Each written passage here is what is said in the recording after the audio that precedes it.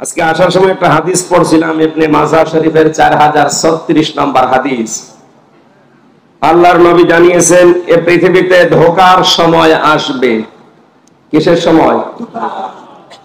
হাদিসটা শোনার পরে আপনি দেখবেন তো এখন ওই সময় এসেছে কিনা।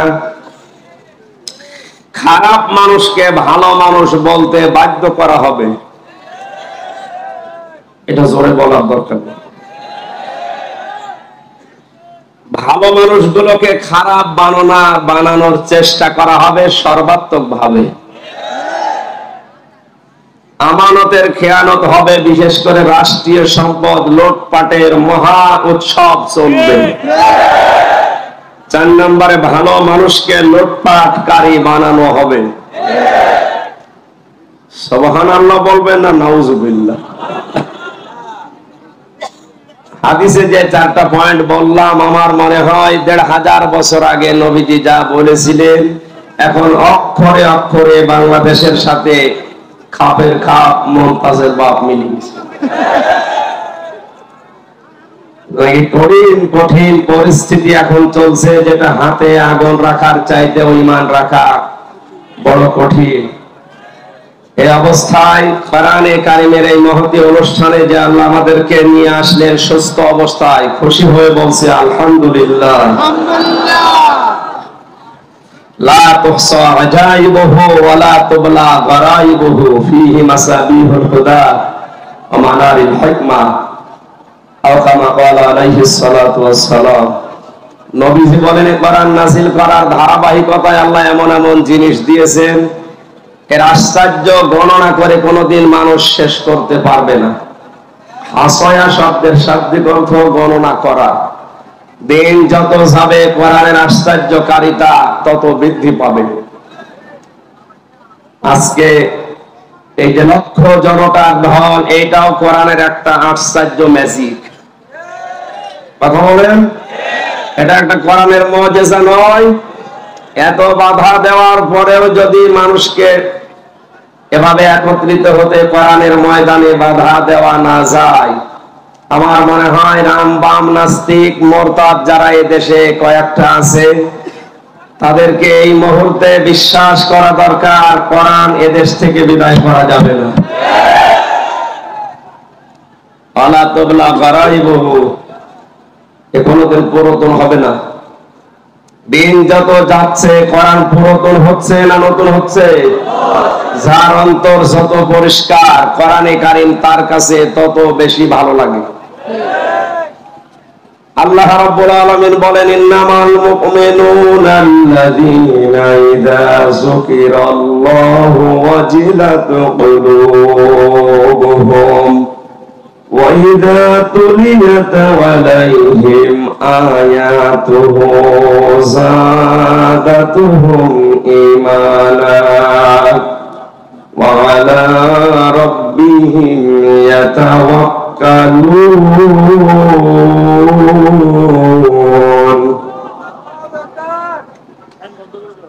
সূরা আনফালের 2 নম্বর আয়াতে আল্লাহ জানিয়েছেন, এই পৃথিবীতে মুমিন সত্যিকারের তারা, যাদের সামনে আল্লাহর নাম উচ্চারণ হলে তাদের অন্তরাত্মা কেঁপে ওঠে। কোরআনে কারীমের আয়াত দিয়ে যখন তাদেরকে বোঝানো হয়, তাদের ঈমান যা আছে ওইটা আরো বেড়ে যায়। এখানে তেলাওয়াত শব্দটা আল্লাহ দিয়েছেন, ওয়া ইযা তুলিয়াত আলাইহিম আয়াতুহু যাদাতুহুম ঈমানা।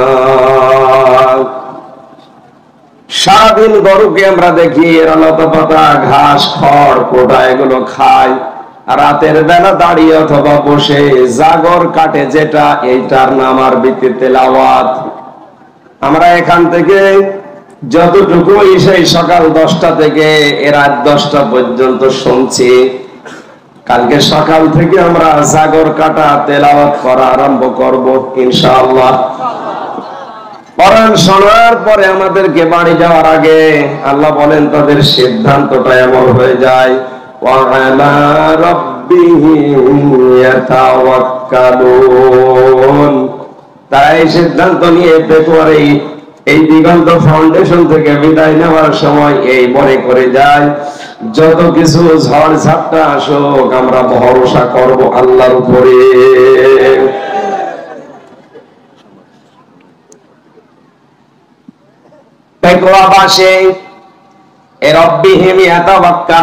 বাস্তব 4 বছর আগে 3 বছর আগে আমি জেলখানায় যাওয়ার আগে একটু আজ করেছিলাম আমার মেয়ে দুইটাকে নিয়ে।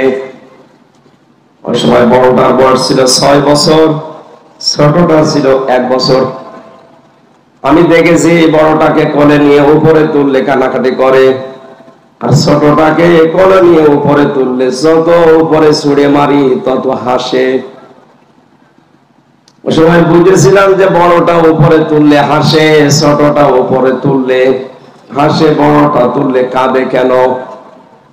বড় মেয়েটার এই ভরসা ছিল না আমার উপরে যে আমি একটু ভারী হয়ে গেছি, আমার ওজন হয়ে গেছে, বাবা যদি উপরে ছুড়ে মারে নিচে যদি ধরতে না পারে আমার ব্যথা লাগবে। ছোটটার এই ভরসা নেই, এই বিশ্বাস নেই। ওই বিশ্বাস ছিল এটা, আমার বাবা যত উপরে ছুড়ে মারুক না কেন নিচে হাত পেতে রাখবে। কথা বলে না কেন? আমার এই ফারিহা জান্নাতের মতো আল্লাহর উপরে আমার উপরে যেমন ভরসা ছিল, পৃথিবী যত গরম হোক, যত কঠিন হোক, অবস্থা যত বেগতিক হোক, আল্লাহর উপরে তাওয়াক্কুল ভরসা। হযরতে হাজেরার মতো আমাদের তৈরি করা লাগবে। যত কঠিন পরিস্থিতি তৈরি হোক আমাদের রব নিচে হাত পেতে রাখবে।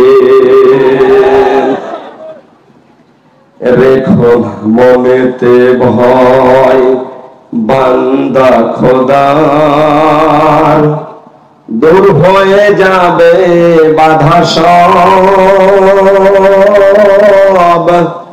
তোমার আমার এক মালিক আছেন, আছেন আমাদের রব, আছেন আমাদের রব। জোরে বলেন ইনশাআল্লাহ। মুসলমান ভাইরা, সুতরাং কোরআনে কারীম আমরা যারা শুনতে এসেছি, কিয়ামত পর্যন্ত যত আবিষ্কার দুনিয়াতে হবে সবচাইতে বড় আবিষ্কার কোরআনে কারীম। আল্লাহ রাব্বুল আলামিন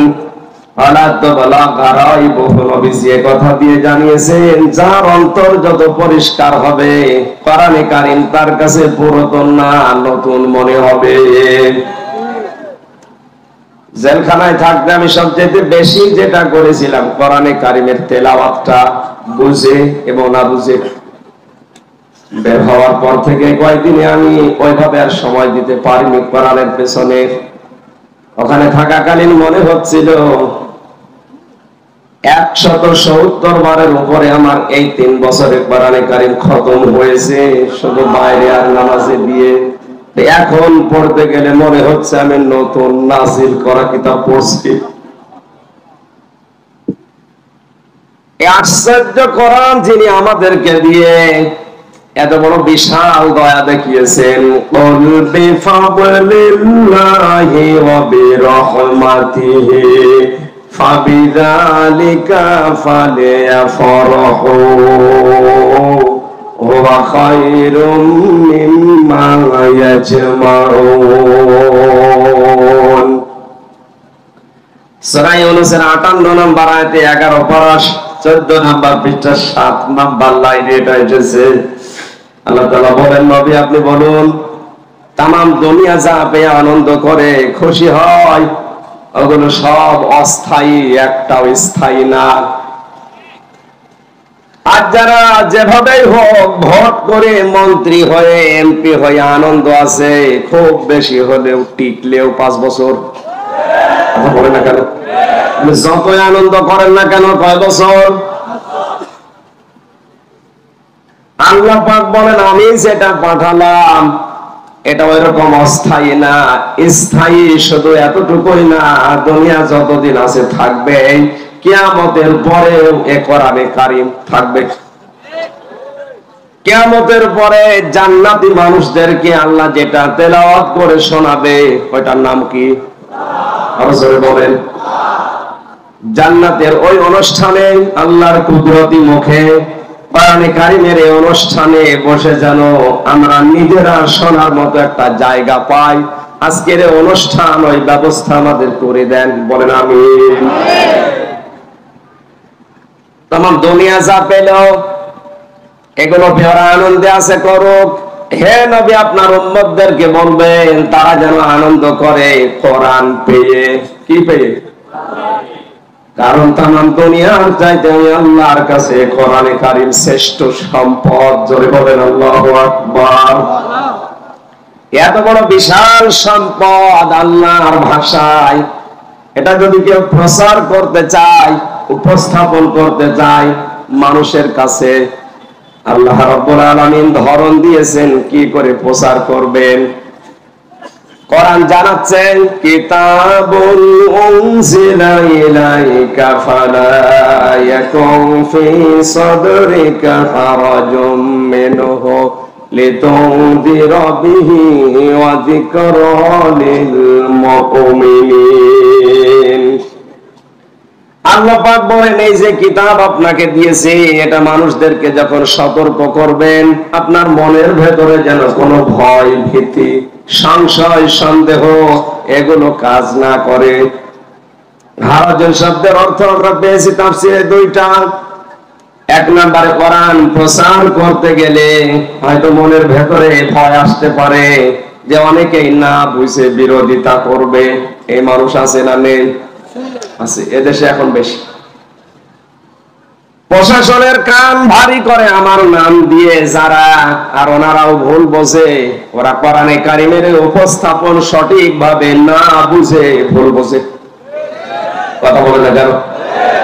দুই নম্বরে আবহমান কাল থেকে হয়তো অনেক নিয়ম নীতি এদেশে চলে আসছে যেগুলো ইসলাম মনে করে মানুষ পালন করে। আসতে বলে বিশেষ করে চট্টগ্রাম বিভাগে বেশি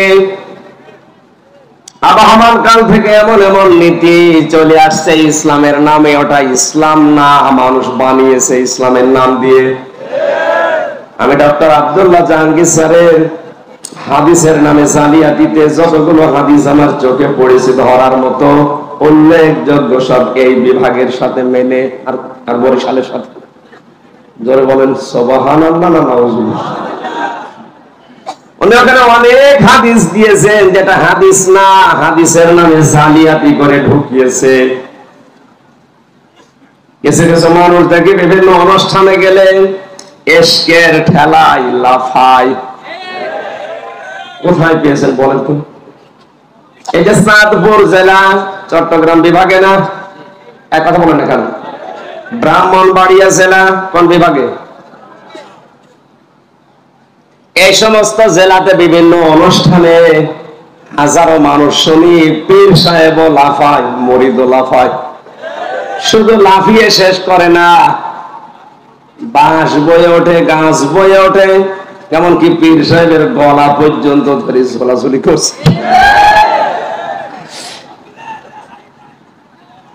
18 সালে একবার গিয়েছিলাম চাঁপাইনবাবগঞ্জের সোনা মসজিদ।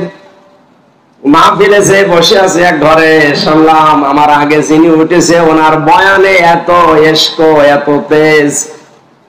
এক মুরিদ জিকির করতে করতে গাছে উঠে বসে আছে। আমার এসে কমিটির লোকজন বলছে হুজুর ঘটনা ঘটে গেছে। জিজ্ঞাসা করলাম গাছে কেন? সে এশকের ঠেলায় উঠেছে। জিকিরের এত তেজ আপনার যে আপনি গাছে উঠে বসে আছেন। পাশেই কিন্তু ছিল ওই যে কাটাওয়ালা মান্দার গাছ, ওইটাই ওঠে না। যাতে মাথা হলুদ তাহলে ঠিক আছে। সুতরাং আমি এই কোরআনের মঞ্চ থেকে, যেহেতু এটা মিডিয়া এসেছে, রেকর্ড হচ্ছে, কালকে সারা দুনিয়া ছড়াবে। ইসলামের নাম নিয়ে এগুলো যারা করছেন কোনো ভিত্তি নেই, সব ওদের দরবার ঠিকানোর বানানো পদ্ধতি। আপনার বয়ান কি রসুলের বয়ানের চাইতেও বেশি তাসির ছিল? বিশ্ব নবী যারা যতদিন বয়ান করেছেন কোন মানুষ লাফিয়েছে, গাছে উঠেছে, এই সামিয়ানা বেয়ে বেয়ে উঠেছে আমরা তো পাইনি। আপনি কোথায় পেলেন এগুলো? এই নিয়ম নীতি যখন মেলে না, আবহমান কাল থেকে চলে আসতেছে 50 বছর 100 বছর ধরে, কোরআনের সঠিক কথাগুলো বললে, তাফসীর করলে ওই খোলসাগুলো উপর থেকে চলে যাবে। কারণ তাফসীর মানে খুলে ফেলা। তাফসীর মানে কি?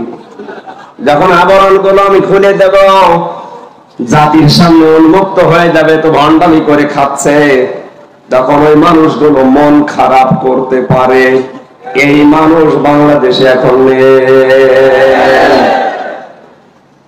আল্লাহ পাকে এই দিকে ইঙ্গিত করে হারাজন দিয়েছেন। হে নবী, হয়তো না বুঝে অনেকে বিরোধিতা করতে পারে, অনেকে বোঝা শোনার পরে তাদের ব্যবসায় ভাটা পড়বে, এই কারণে মন খারাপ করতে পারে।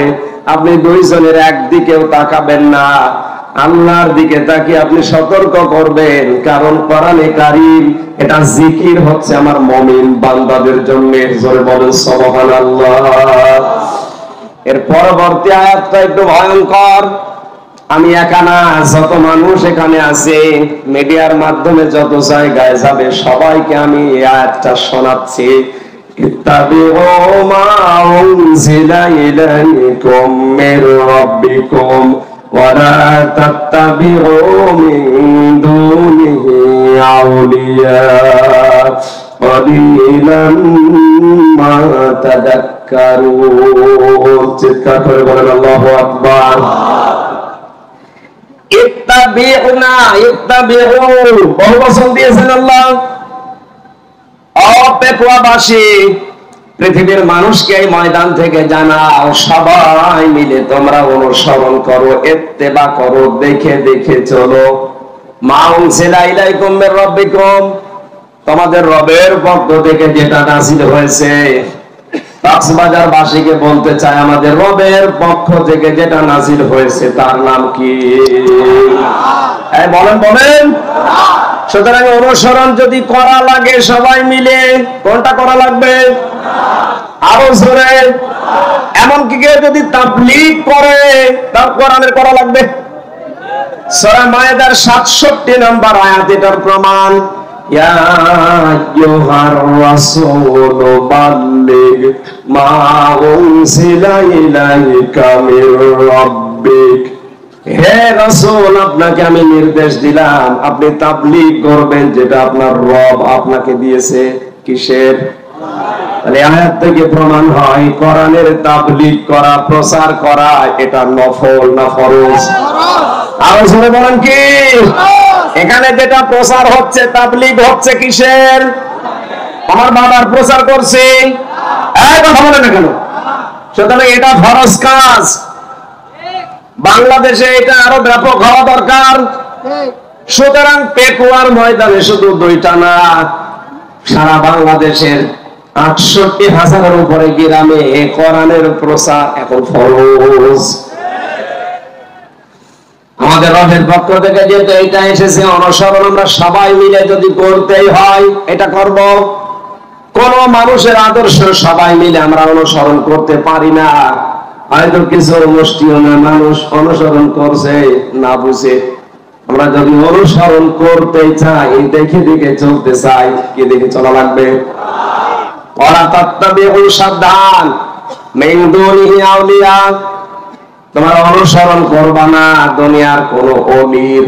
ওলির বহু বচন আউলিয়া। কোন ওলির অনুসরণ দরকার নেই। কে বলছেন বলেন তো?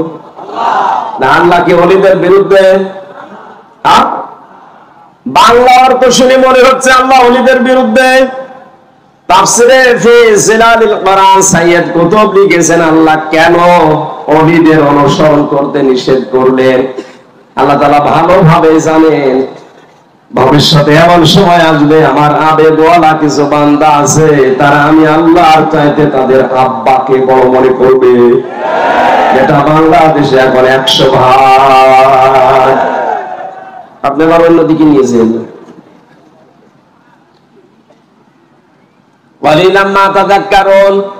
আল্লাহ বলেন, এরপরও কিছু মানুষ আমার উপদেশ গ্রহণ করে, অধিকাংশ মানুষের মুখ ফিরিয়ে চলে যায়। আপনারা এই মুখ ফেরানোর দলে যাবেন না উপদেশ নেবেন? এই কোরআনে কারীম থেকে আমি দুইটা আয়াত পড়েছি। সূরা বাকারার 124 নম্বর আয়াত আর সূরা তাওবার 111 নম্বর আয়াত, সূরা বাকারার 124 নম্বর আয়াতটা পড়েছিলাম এই কারণে কয়েকদিন আগে, মাত্র 8-9 দিন হলো। 8 দিন আগে এখানে পাশে যেখানে ছিলাম বলেছিলাম এই আয়াতে হযরত ইব্রাহিম আলাইহিস সালামকে আল্লাহ পৃথিবীতে 50টা পরীক্ষা করেছে। কয়টা? এই পরীক্ষাগুলো এত কঠিন ছিল, এমন শক্ত ছিল, কোরআনে কারিমে আল্লাহ সবগুলো আমাদের শিক্ষার জন্য ধাপে ধাপে তুলে দিয়েছে। আমি পুরাটা নোটও করেছিলাম, পরিবেশ আমাদের অনুকূলে না থাকার কারণে আমি ওই আয়াতটা বাদ দিয়ে দিচ্ছি। না না, আপনি এখানে এসে বলেন। সভাপতি এখানে বসে আছে, আমার কানের ভেতরে কি যেন লাগাচ্ছে, আর বলছেন না না। সূরা তাওবার আয়াতটা নরম আয়াত, এইটা পড়ি, অসুবিধা নেই। রাসূলের উপরে দরুদ আর সালাম পাঠ করার মাধ্যমে সূরা তাওবার এই আয়াতটা আপনি মন দিয়ে স্থির ভাবে শোনেন, কিছু পাবেন ইনশাআল্লাহ। জবান খুলে পড়েন, আউযু বিল্লাহি মিনাশ শাইতানির রাজিম, বিসমিল্লাহির রহমানির রহিম,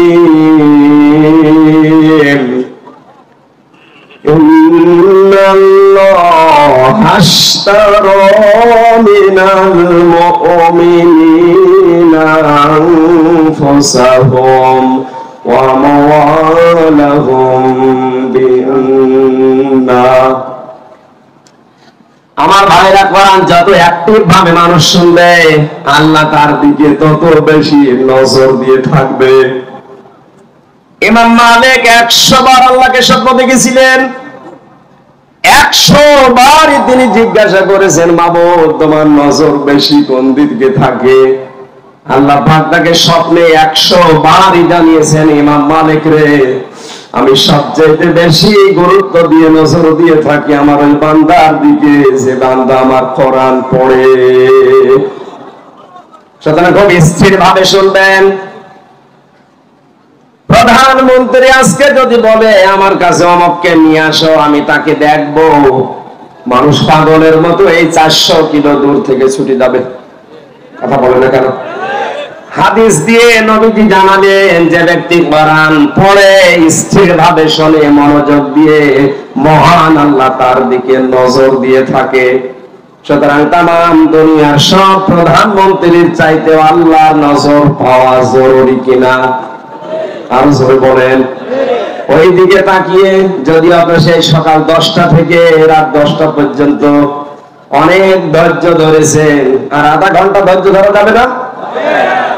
স্থির ভাবে এখান থেকে 4টা শিক্ষা আজকে নিয়ে যাব ইনশাআল্লাহ।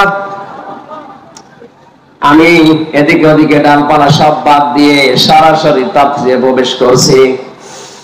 আল্লাহ পাক বলেন, ইন্নাল্লাহা আশতারা, অবশ্যই আমি আল্লাহ ক্রয় করে নিয়েছি, কিনে নিয়েছি, মিনাল মুমিনিনা, মুমিনদের কাছ থেকে, আনফুসাহুম ওয়া আমওয়ালাহুম, তাদের জান আর তাদের মাল, বিনিময়ে তাদেরকে আমি আল্লাহ জান্নাত দিয়ে দিয়েছি। জোরে বলেন আলহামদুলিল্লাহ। কক্সবাজারবাসী, আপনার জীবনের এই ইবাদত বন্দেগী গুলো এতদিন যাই করেছেন, এটা কবুল হয়েছে কিনা একটা জানার মতো একটা পদ্ধতি আছে। আল্লাহ নবী জানিয়েছেন, মানুষের জীবনের ইবাদত বন্দেগী কবুল হচ্ছে কিনা এটা জানার পদ্ধতি, তার আচরণ যদি মানুষের সাথে ভালো হয়, উত্তম হয়, তার মুআমালাত মুআশারাত বুঝতে হবে তার পেছনের আমল আখলাক আল্লাহ কবুল করেছেন। মুসলমান ভাইরা, পৃথিবীর কোন মানুষের আমল আখলাক, তার পেছনের জীবনকে যদি আল্লাহ পছন্দ করে, ওই মানুষটাকে আমরা হাদিস পড়েছি সাধারণ ভাবে তাকে আল্লাহ মরণ দেন না, শাহাদতের মরণ দিয়ে তার জীবনটা আল্লাহ ধন্য করে দেন। সুতরাং এই পৃথিবীতে যারা আয়াজ কোরআনের জন্য ইসলামী আন্দোলনের জন্য জীবন দিয়ে চলে যাচ্ছে, এ মানুষগুলোর জীবন যৌবন পেছনের লাইফটা আল্লাহর পছন্দ হয়েছে, এজন্য সাধারণ ভাবে মরণ না দিয়ে শাহাদাতের মরণ দিচ্ছে। এর দলিল সূরা আলে ইমরানের 140 নম্বর আয়াত, খুব ভালো করে খেয়াল করবেন। ওয়ালিয়া'লামাল্লাহুল্লাযীনা আমানু ওয়া ইয়াত্তাখিযা মিনকুম শুহাদা আল্লাহু লা ইউহিব্বুয যালিমিন। এই ভালো করে মিলাবেন। তোমাদের ভেতরে সবাইকে আমি শাহাদাতের মরণ দেই না। বিশ্ব নবী সারাটা জীবন তিনি দোয়া করতেন, হযরতে ওমরেরও সারা জীবনের দোয়া ছিল এটা, আল্লাহুম্মা ইন্নী আসআলুকা শাহাদাতান ফি সাবিলিক ওয়াজআল মাউতি ফি বালাদি রাসূলিক। হযরতে ওমর সারা জীবন বলেছিলেন, আল্লাহ আমাকে সাধারণ ভাবে মরণ দিও না, মরণ যদি আমারে দাও তুমি শাহাদাতের মরণ দিও, আর রাসূলের শহরে মরণ দিও। জোরে বলেন সুবহানাল্লাহ। সাধারণ ভাবে মরার শাহাদাতের মরণ পার্থক্য কি? এটা মুরব্বী সভাপতি যদি কালকে মারা যান, যদি ঈমান নিয়ে মারা যেতে পারে, কবরে থাকবে, ঘুমিয়ে পড়বে, এই শেষ, আর কিছু নেই। কিয়ামত পর্যন্ত শুধু ঘুমিয়েই থাকবে। সিংহায় যেদিন ফুৎকার দেওয়া হবে ওই দিন উনি টের পাবে, এর মাঝখানে আর কিচ্ছু টের পাবে না, এতটুকুই শেষ। কিন্তু কোন মানুষ যদি শাহাদাতের মরণ পায়, লোকটা শুধু মরণের পরে ঘুমিয়ে থাকবে না, মরণের সঙ্গে সঙ্গে কবরে দেবেন, ওই সময় থেকে আল্লাহ নিজে তাকে খাওয়াবেন। আলা তাহসাবান্নাল্লাযীনা কুতিলু ফি সাবিলিল্লাহি আমওয়াতা বাল আহইয়াউন ইনদা রাব্বিহিম ইরযাকুন। সূরা আলে ইমরানের ভেতরে আল্লাহ জানিয়েছেন, হে নবী, আমি আল্লাহর রাস্তায় যাদেরকে হত্যা করা হয়, মেরে ফেলা হয়, শহীদ করা হয়, এদেরকে আপনি মৃত ভাববেন না, এরা জীবিত। শুধু জীবিত না, এদেরকে আমি আল্লাহ নিজে রিজিক দান করি। জোরে বলেন আল্লাহু আকবার। ফেতুয়া বাসে ঘুমিয়ে থাকলে খাওয়া লাগে, কথা বলেন না কেন? খাওয়ার আগে জীবিত থাকলে। সুতরাং এই দেশে যাদেরকে গুম করা হচ্ছে, খুন করা হচ্ছে, ফাঁসি দেওয়া হচ্ছে অন্যায় ভাবে, মানুষগুলোকে যাদের শহীদ করা হয় পৃথিবীতে, এদের জীবন যৌবন পেছনের লাইফ আল্লাহ পছন্দ করেছে। নয়তো সাধারণ ভাবে মরণ দিয়ে ঘুমিয়ে রাখতো। যেহেতু আল্লাহ তাদের জীবন যৌবন পছন্দ করেছে, তাদের প্র্যাকটিক্যাল লাইফটা আল্লাহর ভালো লেগেছে, এজন্য ঈমান নিয়ে মরণের পাশাপাশি তাদেরকে আল্লাহ শাহাদাতের মরণ দিয়ে ধন্য করছে। নবীজির চাচা হযরতে হামজা রাদিয়াল্লাহু তাআলা আনহু ইন্তেকালের প্রায় 30 বছর পর তার কবরটা একবার মদিনায় ঢল হওয়ার কারণে ভেঙে গিয়েছিল। ওই সময় ছোটবেলায় তার সাথে যারা যুদ্ধে লিপ্ত হয়েছিল, এখন তারা বড় হয়ে গেছে। রক্ত অনুসন্ধান করতে করতে যে দেখে হযরতে হামজার যে সমস্ত জায়গায় কাফেররা তরবারি দিয়ে আঘাত করেছিল, ওই ক্ষত চিহ্ন দিয়ে ফেনকে দিয়ে রক্ত বের হচ্ছে। আমার প্রশ্ন হচ্ছে, মানুষ যদি খাবার খায় তাহলে রক্ত গোশত তৈরি হয়, কথা বলেন ঠিক কিনা? খাবার না খেলে তার রক্ত তৈরি হবে কি করে? এই আয়াত দ্বারা হযরতে হামজার জীবনী দ্বারা প্রমাণ হয় যে মানুষগুলো শাহাদাত বরণ করে, ওদেরকে আল্লাহ এমনিতে ঘুমিয়ে রাখে না, খাবার খাওয়ান। আমাদের জীবনের একমাত্র চাহিদা, তোমরা যেটা চাও আমাদেরকে মেরে ফেলতে, আমরাও মরতেই চাই, কুকুর শিয়ালের মতো না, আমরা মরতে চাই শাহাদাতের মরণ নিয়ে। আমরা মরণ চাই কিসের? আল্লাহ বলেন, আমি কিনতে চাই সবার টানা মিনাল মুমিনিনা, মুমিনদের কাছ থেকে। আজ বাংলাদেশ মুনাফিকে ভরে গেছে, এজন্য বহু কিছু তৈরি করে দিচ্ছে, কবুল হচ্ছে না। আল্লাহ তাআলা দেননি যে ইন্নাল্লাহ হাশতারা মিনাল মুনাফিকিনা, আমি মুনাফিকদের থেকে কিনতে চাই না। এজন্য আমাদের আগে মুমিন হওয়া লাগবে। মুমিন না হয়ে মসজিদ বানিয়ে টাইলস লাগিয়ে দিলেও কবুল। আর জোরে বলেন, আমার কথার ওজন কত আপনি টের পাচ্ছেন? আজ মুমিন না হয়ে আপনি মুনাফিক হয়ে মসজিদে টাইলস লাগিয়েছেন, মসজিদে ফ্যান লাগিয়েছেন, কার্পেট বিছিয়ে দিয়েছেন, তিনতলা মাদ্রাসা বানিয়ে দিয়েছেন। আল্লাহর কসম, আল্লাহ কিনবে না। আল্লাহ কিনতে চাই শুধুমাত্র মুমিনেরটা। আর মুমিন ওই লোকটা যে ভালো কাজে আনন্দ পায়, অন্যায় কাজ দেখলে তার কষ্ট লাগে। আজকের কাজটা ভালো কাজ না অন্যায় কাজ? এই জোরে বলুন। এই ভালো কাজে আজ আনন্দ যারা এলাকায় পায়নি, এটা বন্ধ করে দিলে যাদের খুশি হতো, এরা ইমানদার না মুনাফিক? ওরা যদি পুরো পেটুয়া মাদ্রাসা বানিয়ে দেয়, কবুল হবে? বলেন বলেন, শক্ত হয়ে যাচ্ছে না? এইটা আয়াতের কথা। আমরা জানি কোন বিষয় যদি কেউ বেচা কিনা করতে চাই, চারটা জিনিস সামনে রাখা লাগে। একটা সম্পদ লাগে, কি কথা বলেন এখন, একটা মূল্য লাগে, কি, আর একজন বিক্রেতা লাগে যে বেচবে, একজন ক্রেতা লাগে যিনি কিনবে। এবার আপনার মগজ আপনার মাথায় দিকে দেন, এখানে সরাসরি ক্রেতাকে, আরো জোরে, জোর হলো না? অনেকে আমাদের মতো মেধা নিয়ে আছে, বলেন উনি এত সক্ষম, আমরা বাজারে গিয়ে পচা মাছ কিনতে চাই না। আমাদের আল্লাহ, আমাদের মালিক যিনি, তার যোগ্যতা, তার সক্ষমতা কত বেশি আপনার কল্পনায় ধরবে না। তিনি যদি কোনো কিছু কিনতে চাই, পচা জিনিস, অবৈধ জিনিস, মিথ্যা জিনিস কিনবে। আজ বাংলাদেশে যাদের সব কিছু মিথ্যার উপরে গড়ে উঠছে, ওদের জীবন আল্লাহ কিনবে? আরো জোরে, ওদের মাদ্রাসা কিনবে, মসজিদ কিনবে, ওদের তাবলীগ কিনবে। আপনি যদি বলেন এখন শুধু আমার গায়ে পড়ছে না, আপনাকে আমি বাঁচার জন্য বলছি।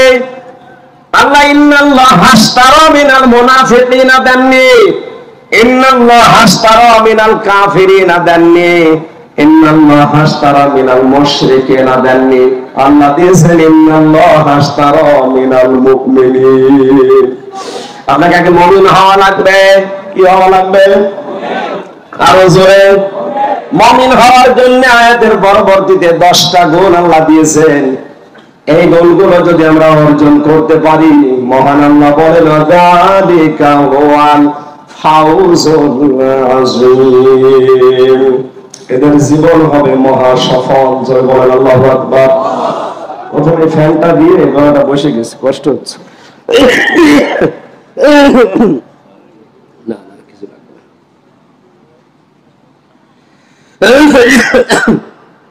যেটা করেছিলাম সেটা পারলাম না, তো এই জন্য হচ্ছে।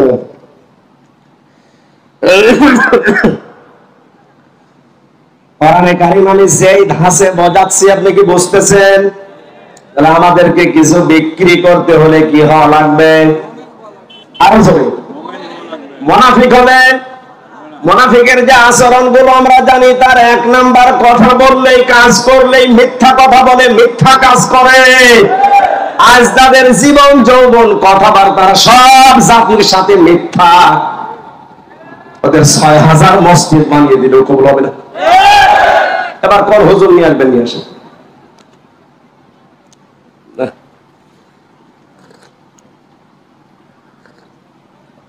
প্রথমে ফ্যানটা দিয়েই আমার গলাটা শেষ হয়ে গেছে। ফ্যান এখন বন্ধ করে ওদের বসার যা বসেই গেছে। এখন আর কি কথা বলা।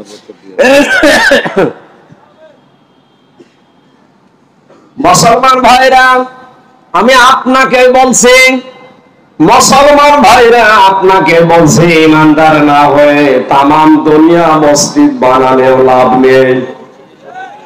আপনি করছেন কার জন্য? বলেন বলেন।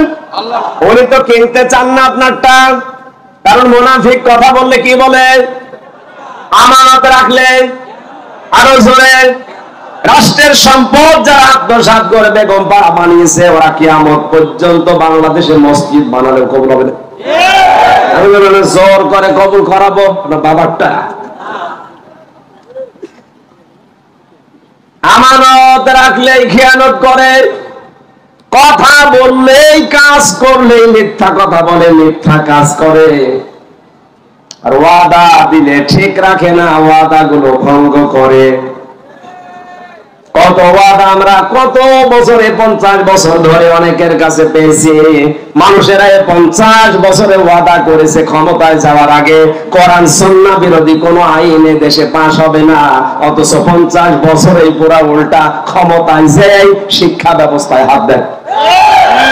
ক্ষমতা পেয়ে শিক্ষা ব্যবস্থা আসমানি শিক্ষা তুলে দেওয়ার এই চরিত্র ছিল ফেরাউনের। আসতে বলেন, আজ যদি আসমানি শিক্ষা তুলে দিয়ে মানুষের তৈরি করা কোন শিক্ষা সিলেবাসে ঢোকানো হয়, বুঝবেন এটা ফেরাউনের কর্মসূচি। কিন্তু আমাদেরকে সাবধান হওয়া লাগবে এই জায়গায়। এই কারণে ক্লাস 7 পর্যন্ত, এর আগে ঠিক আছে, 7-এ যেটা দেওয়া হয়েছে আমি নাম নাই নিলাম, অন্তত 1 থেকে 7 পর্যন্ত যাবার আগে আমাদের ছেলে মেয়েদেরকে এমন ভাবে তৈরি করা লাগবে, ওখানে যে পড়ুক সিলেবাস, কিন্তু বিশ্বাস যেন না করে। এদের মগজটা এইভাবে তৈরি করা দরকার আছে না নেই? এখন যদি বলেন না আরো কিছু দেরি আছে, অলস হয়ে থাকেন। একটা গল্প পড়েছিলাম, 2 অলসে এক গাছতলায় কুল বড়ই পড়ে একেবারে ভিড় পড়ে আছে। পুলিশ যাচ্ছিল পাশ দিয়ে, এক অলস ডাক দিয়ে বলে, ভাই পুলিশ এদিকে আসেন। কেন? কুল বড়ই পড়ে আছে, আমি আজ সারাদিন প্রায় বসে আছি কিন্তু খেতে পারছি না, আপনি আমার তুলে দেন।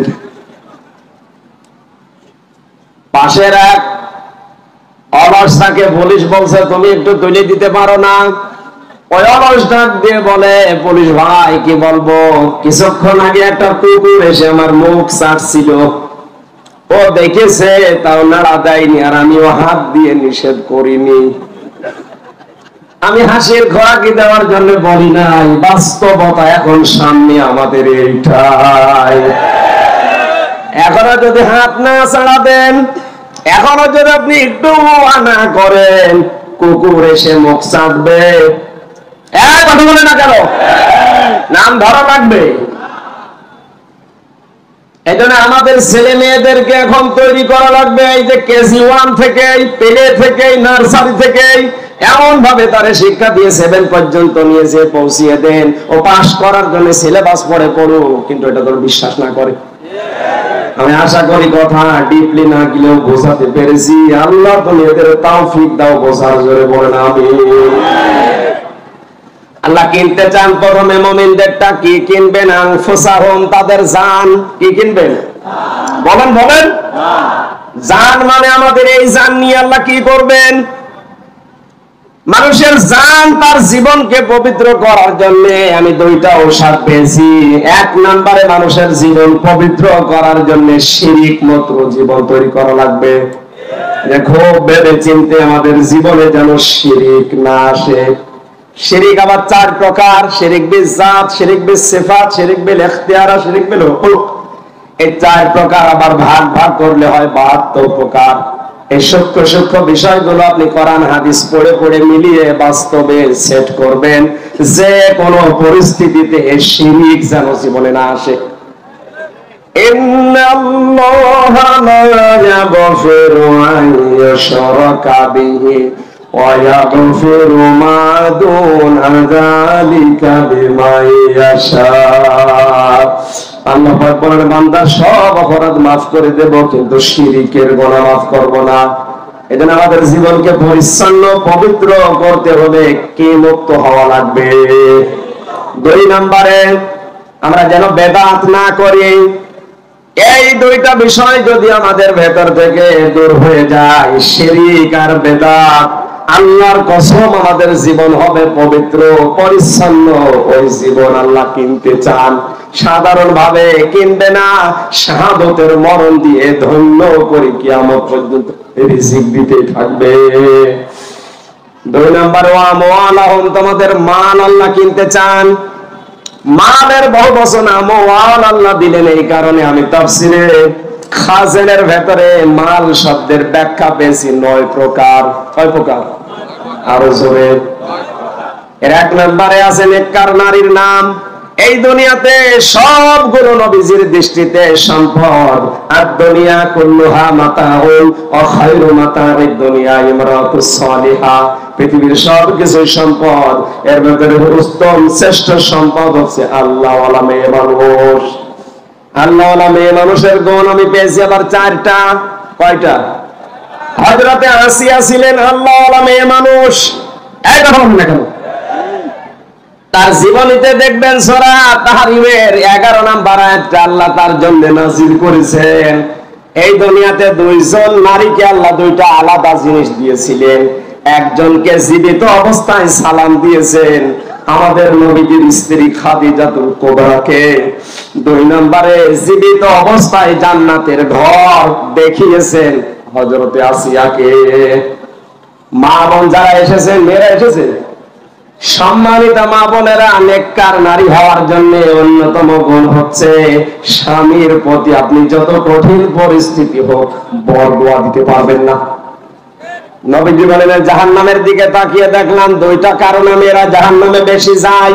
1 নম্বরে স্বামীর নাশকরিয়া করে, 2 নম্বরে ওরা কথায় কথায় শুধু বরদোয়া দেয়, মানুষকে লানত দেয়। হযরতে আসিয়াকে হাতের ভেতরে ব্রেক লাগিয়েছে, কপালের ভেতরে ব্রেক লাগিয়েছে, শলাকার পায়ের ভেতরে ব্রেক লাগিয়ে ফেরাউন যখন তার মাথার উপরে গরম তেল ঢেলে দিচ্ছিল, আল্লাহ রাব্বুল আলামিন ফেরেশতা জিবরাইলকে বললেন জান্নাতটা তুলে ধরো তার সামনে। ওয়াদারাবাল্লাহু মাসালাল লিল্লাযীনা আমানু মারাতা ফিরআউন إذ قالت رب ابن لي عندك بيتا في الجنة ونجني من فرعون وعمله ونجني من القوم الظالمين الله أكبر। আল্লাহ ঈমানদারদের জন্য দৃষ্টান্ত দিলেন ফেরাউনের স্ত্রী আসিয়াকে। হযরতে আসিয়া ডাক দিয়ে বলে রব্বুল আলামিন, এই কঠিন পরিস্থিতিতে তুমি আমার সামনে জান্নাত তুলে ধরেছো জীবিত অবস্থায়। আমি তোমার কাছে এই কঠিন পরিস্থিতিতে দোয়া করছি, তুমি আমাকে জান্নাতের ভেতরে একটা ঘর বানিয়ে দাও যেখানে বসে বসে তোমাকে দেখা যায়। আমি চিন্তা করেন এত কঠিন পরিস্থিতি, হাতে পায়ে কপালে ব্রেক, মাথার উপরে গরম তেল ঢালা হচ্ছে। তিনি স্বামীর জন্য ওই মুহূর্তেও বরদোয়া দেননি। তিনি বলেছিলেন নাজ্জিনি মিন ফিরআউনা, তুমি আমাকে ফেরাউনের কবল থেকে বাঁচাও, ওয়ানাজ্জিনি মিনাল কওমিজ জালিমিন, এই জালেম সম্প্রদায় থেকে, ফেরাউন যাদেরকে দিয়ে আমার উপর অত্যাচার চালায় তাদের জুলুম থেকে তুমি আমাকে বাঁচাও, কিন্তু তুমি রাগ করে আমার স্বামী ফেরাউনের উপরে গজব দিও না।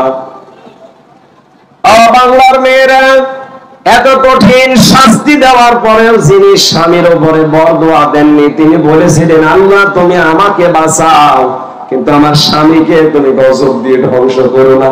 এ কি ভালো স্বামী? কথা বলেন। এ পৃথিবীতে ফেরাউনের মতো স্বামী কারো হয়েছে কিনা আমি জানি না, কিয়ামত পর্যন্ত মনে হয় হবেও না। এত বড় ভয়ঙ্কর স্বামী শাস্তি অবস্থায় যদি বরদোয়া না দেয়, আপনি একটা সাবান কম হলে আপনি বরদোয়া দেন, গালি দেন, আপনি মানুষ, আপনি আবার নেককার দাবি করছেন। 2 নম্বর, যাদের চরিত্র মহিলাদের জন্য আদর্শ বলা হয়েছে, 6 জন কথা আমি লিখেছিলাম এখানে। তার 6 নম্বরে হযরতে ফাতিমাতুজ জোহরা। ফাতিমাকে আল্লাহ 2টা কারণে জান্নাতের নেত্রী বানিয়েছে। 1 নম্বরে তার সারাটা জীবনে তিনি পর্দা লঙ্ঘন করেননি। 2 নম্বরে তিনি যতদিন বেঁচে ছিলেন স্বামীর মনে দুঃখ দেননি। একবার একটু দুঃখ পেয়েছিল, সঙ্গে সঙ্গে তিনি পরিবর্তন করে নিয়েছেন নিজেকে। তার পেছনে কারণ ছিল তার বাবা হযরতে মুহাম্মদ রাসূলুল্লাহ ডাক দিয়ে বললেন, মা ফাতেমা তুমি আর যাই করো না কেন, আমার জামাই আলী যদি তোমার উপরে বৈধ কাজে নারাজ থাকে, আমি তোমার বাবা নবী হয়ে বলছি তোমার জানাজায় আমি যাব না। আজ বাংলার বাবারা যদি মেয়েদেরকে এভাবে একটু শাসন করে দিত, হাজার হাজার পরিবার ভাঙ্গা থেকে বেঁচে যেত। বাবার আরো সাথ দেয়, কিছু হলে তুই চলে আসবি, তোর অন্য জায়গায় বিয়ে দেব। এক মেয়ে বিয়ে দিবা কয় জায়গায়? মানের যে নয়টা ব্যাখ্যার গলায় বাস্তব দিকে তাকিয়ে আমি যেতে পারছি না। প্রথমে ফ্যানটা দিয়ে আমার অবস্থা খারাপ করবে, যেমনি সবে চলছে না, সেটা বন্ধ করতে পারলো আমার মনে ছিল না। আমি মালগুলোর পুরা ব্যাখ্যা, মাল মানে কি উল্টা পাল্টা দিকে নিয়ে যাবেন না। মাল মানে সম্পদ, এটা আবার 9 প্রকার। প্রথমে 1 প্রকার মালের নাম নবীজি জানিয়েছেন, দুনিয়ার সবই মাল, সবই সম্পদ। উত্তম সম্পদ নেককার মহিলা। নেককার মহিলা কোনোদিন স্বামীকে বরদোয়া দেয় না। স্বামী যে কাজে খুশি থাকে, জায়েজ হলে ওই কাজে ওই মহিলা খুশি থাকে। স্বামীর সম্পদ এবং সন্তানকে ইসলামের পথে চালানোর জন্য চেষ্টা করে, আর স্বামীকে খুশি রাখার জন্য নিজের সর্বোচ্চ বিলিয়ে দেয়। আল্লাহ যেন মেয়েদেরকে ফাতেমার মতো হওয়ার তৌফিক দেন, আমিন। মা বোন যারা নামাজ পড়েন, শাড়ি পরে আপনার নামাজ অধিকাংশই হয় না। এখন একটা নতুন পোশাক বের হচ্ছে, কি যেন খিমার নাকি নাম, এইটা আপনার এই চুল থেকে শুরু করে পুরা বডি ঢেকে যায়। নিয়ামতুল্লাহ নিজামী যেহেতু ব্যবসা করে বিভিন্ন পোশাকের, এইটা একটু ভালো করে করেন, এটা তুলবেন। হাজার হাজার মেয়েদের নামাজও শুদ্ধ হয়ে যাবে আপনার কারণে। আল্লাহ যেন তৌফিক দেন।